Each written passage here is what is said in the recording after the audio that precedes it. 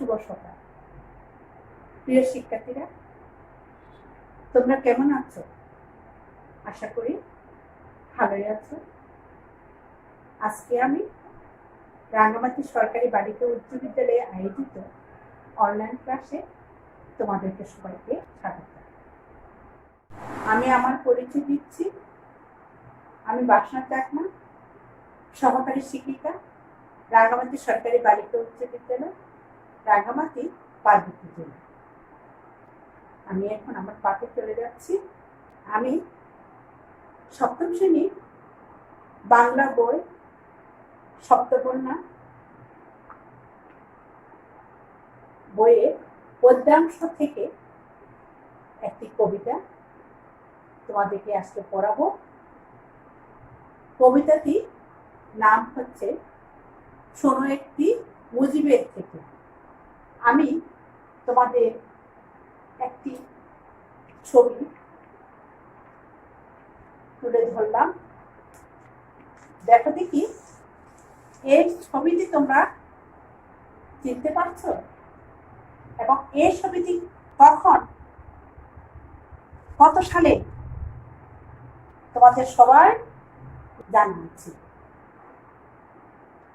তিনি হচ্ছে আমাদের জাতির জনক বঙ্গবন্ধু শেখ মুজিবুর রহমান এবং তিনি যে জনসমুদ্রে যে ভাষণটি দিয়েছে, এই ভাষণটি তোমরা সবাই জানো।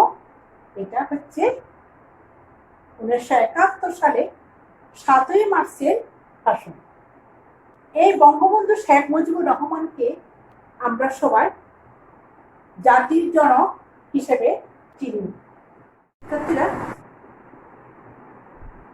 আমরা জাতির জনক বঙ্গবন্ধু কে ছবিতে দেখলাম এবং তার 7ই মার্চের ভাষণটাও ছবি আকারে তোমাদের সামনে আমি তুলে ধরেছি। তোমরা বুঝতে পেরেছো, চিনতে পেরেছো। এখন এই যে বঙ্গবন্ধু শেখ মুজিবুর রহমানকে নিয়ে কবি গরিবপ্রসন্ন মজুমদার একটি গান লিখেছেন। সেই গানটি হচ্ছে শোনো একটি মুজিবের থেকে। আসলে এটি মূলত গান।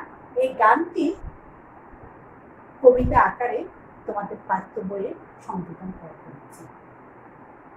এখন আমি এই গরিবপ্রসন্ন মজুমদার কবি পরিচিতিটা আমি বলে দিচ্ছি। দেখো, এখানে আধুনিক বাংলা গানের স্বর্ণযুগের কিংবদন্তি গীতিকার গরিবপ্রসন্ন মজুমদার। তার জন্ম 1924 সালে, মৃত্যু হচ্ছে 1986 সালে। তার পৈতৃক আদি নিবাস পাবনা জেলা।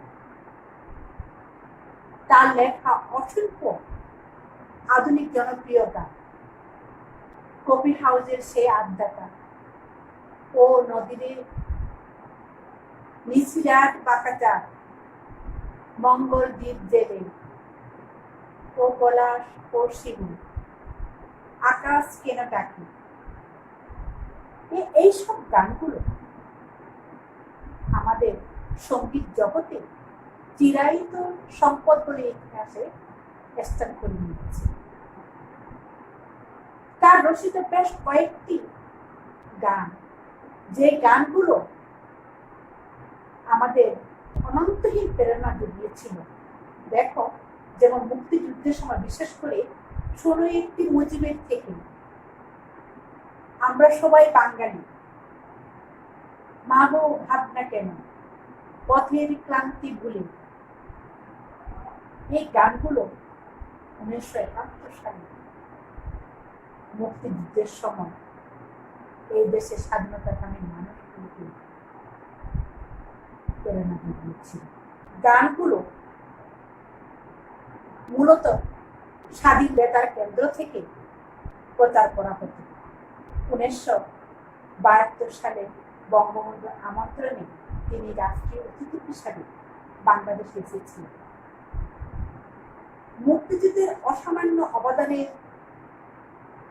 স্বীকৃতির স্বরূপ গণপ্রজাতন্ত্রী বাংলাদেশ সরকারের পক্ষ থেকে প্রয়াত গৌরীপ্রসন্ন মজুমদারকে মুক্তিযুদ্ধ সম্মাননা জানানো হয় 2012 সালে।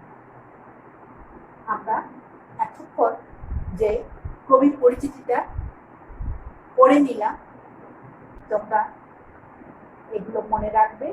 বিশেষ করে কবির জন্ম, মৃত্যু, তার জন্মস্থান, মৃত্যুর স্থান, তার জনপ্রিয় গানগুলো এবং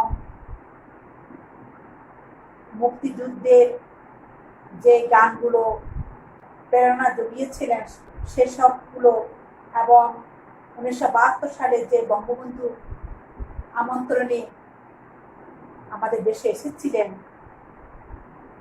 তার সম্মাননা, এসবগুলো তোমরা বারবার পড়বে এবং মনে রাখার চেষ্টা করবে। প্রয়োজনে তোমরা খাতায় নোট করে রাখবে। আমাদের জ্ঞানমূলক প্রশ্নের সময়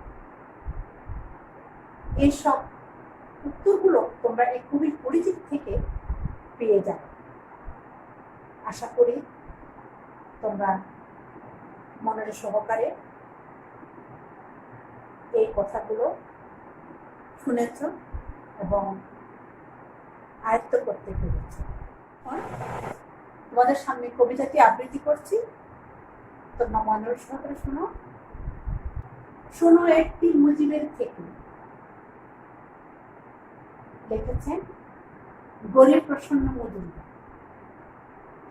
শোনো একটি মুজিবের থেকে, লক্ষ মুজিবের কণ্ঠস্বরের ধ্বনি প্রতিধ্বনি, আকাশে বাতাসে ওঠে রনি, বাংলাদেশ আমার বাংলাদেশ। সেই সবুজের বুক চেরা মেতপথে আবার যে যাব ফিরে, আমার হারানো বাংলাকে আবার তো ফিরে পাব। শিল্পে কাব্যে কোথায় আছে হাইরে এমন সোনার খনি, বিশ্বকবির সোনার বাংলা, নজরুলের বাংলাদেশ, জীবনানন্দের রূপসী বাংলা, প্রকৃতিতে নেই শেষ বাংলাদেশ।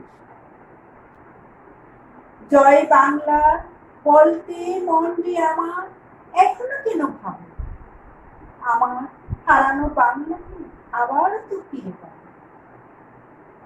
অন্ধকারে পূব আকাশে আমি কবিতাটি তোমাদের সামনে আবৃত্তি করলাম। এইবার আমি এই কবিতার অর্থগুলো তোমাদেরকে বলছি, তোমরা একটু মনোযোগ সহকারে শোনো।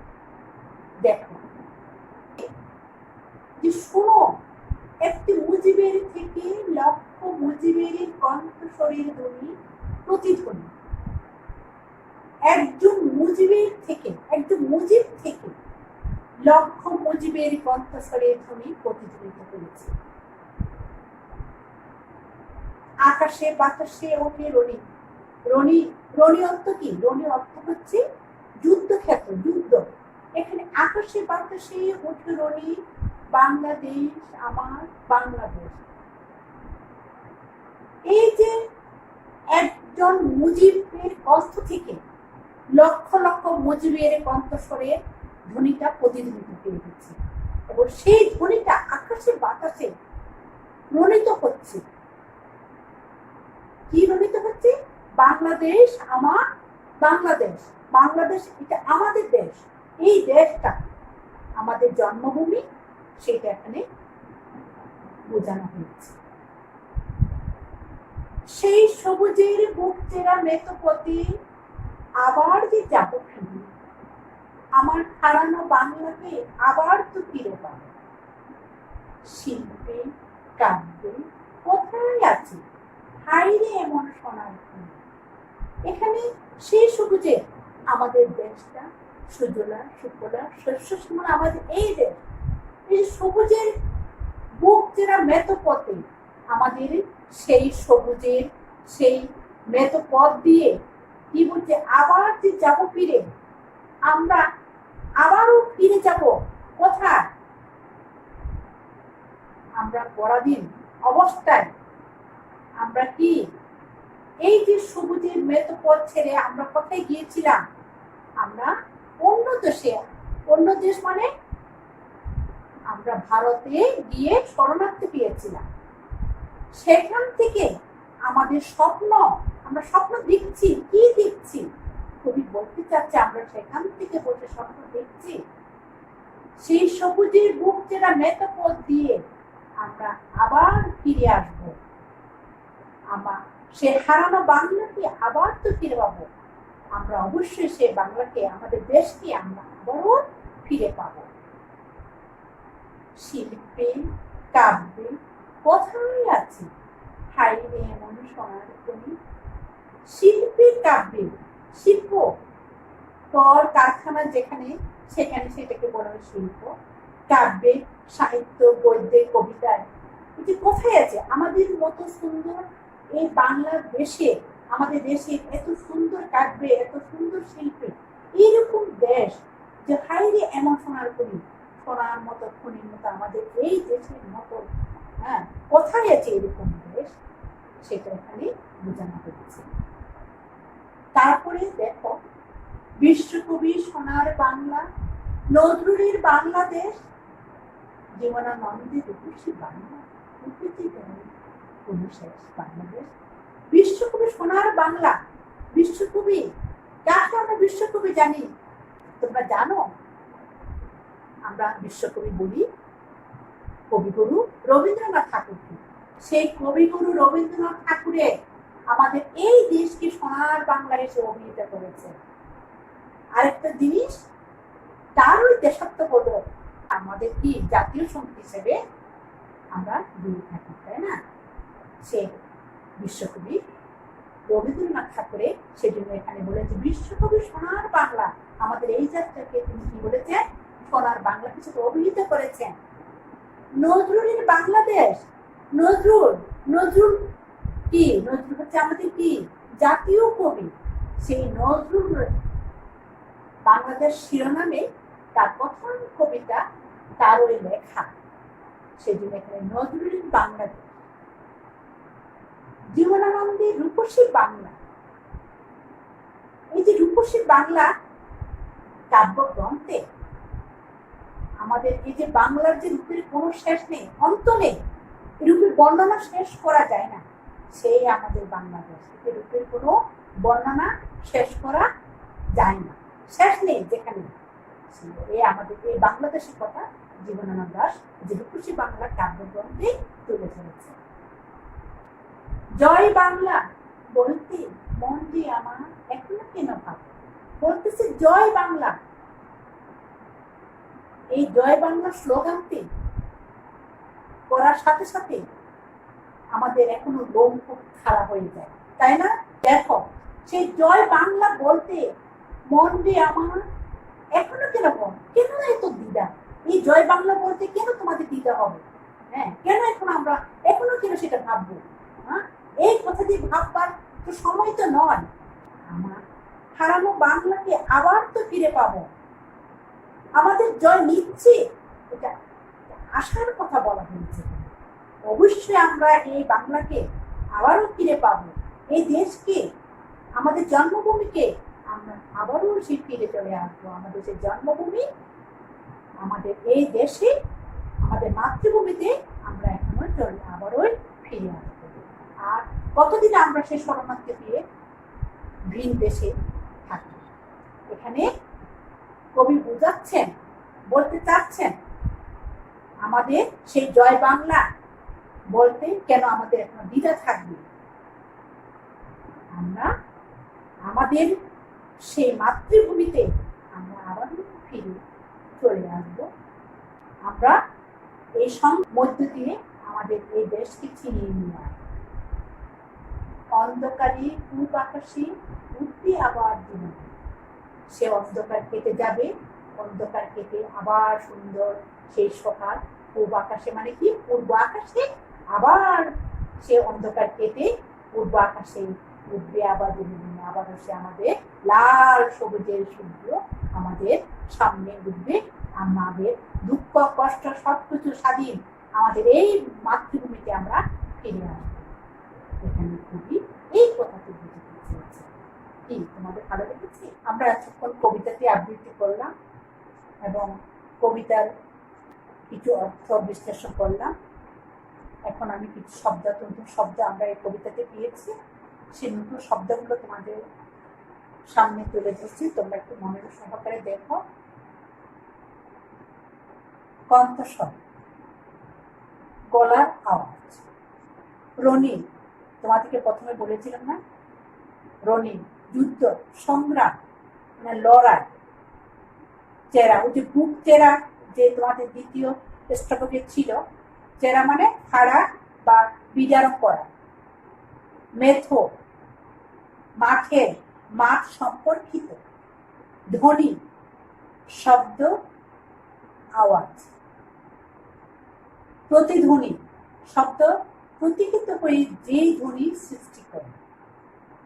শিল্প, কারুকার্য বা চারুকলা। কাব্য, কবিতা, গ্রন্থ বা পদ্য সাহিত্য। পূব মানে কি পূর্ব। খনি, ধাতু, কয়লা প্রভৃতি উৎপত্তির স্থান। দিনমণি, সূর্য। এই শব্দগুলো তোমরা একটু ভালো করে পড়ে নিও। এখন আমি তোমাদের কিছু বাড়ির কাজ দিয়ে দিচ্ছি, তোমরা খাতা কলম নিয়ে নাও, তোমরা লেখো। তোমাদেরকে আমি কিছু জ্ঞানমূলক প্রশ্ন এখানে তুলে ধরেছি, তোমরা পড়লে এই শব্দের অর্থগুলো এবং জ্ঞানমূলক প্রশ্ন উত্তরগুলো দিতে তোমাদের সুবিধা হবে। দেখো, এখানে আমি দিয়েছি গরিবপ্রসন্ন মজুমদারের জন্ম ও মৃত্যুস্থান। আধুনিক বাংলা গানে স্বর্ণযুগের কিংবদন্তি গীতিকার কে? কার আমন্ত্রণে গরিবপ্রসন্ন মজুমদার রাষ্ট্রীয় অতিথি হয়ে বাংলাদেশে এসেছে? মুক্তিযুদ্ধ মন্ত্রীর সম্মাননা কত সালে দেওয়া হয়েছিল? কার কণ্ঠের ধ্বনি লক্ষ কণ্ঠের ধ্বনি প্রতিধ্বনি হয়? শোনো একটি মুজিবের থেকে গানটি 1971 সালে কোথা থেকে বাজানো হতো? মুক্তিযুদ্ধের দীর্ঘ 9 মাস তাকে কারাগারে বন্দী করে রাখা হয়। বঙ্গবন্ধু শেখ মুজিবুর রহমান 1971 সালে কত তারিখে ঐতিহাসিক ভাষণ দেন? তারপরে দেখো, কোন দেশের রূপের শেষ নেই? শেষ প্রশ্নটা দেখো, হারানো বাংলাকে ফিরে পাবো কোন স্লোগানের মাধ্যমে? এই যে কতই তোমাদের জ্ঞানমূলক প্রশ্নগুলো দিয়েছি, তোমরা একটু পড়ে নিও। আগামীতে আবারও তোমাদের সাথে ক্লাস যখন নেব, তোমাদের কোনো প্রশ্ন থাকলে তোমরা আমাকে কমেন্ট বক্সে জানিয়ে দিও। আজ এইটুকু, সবাই ভালো থেকো, সুস্থ থেকো।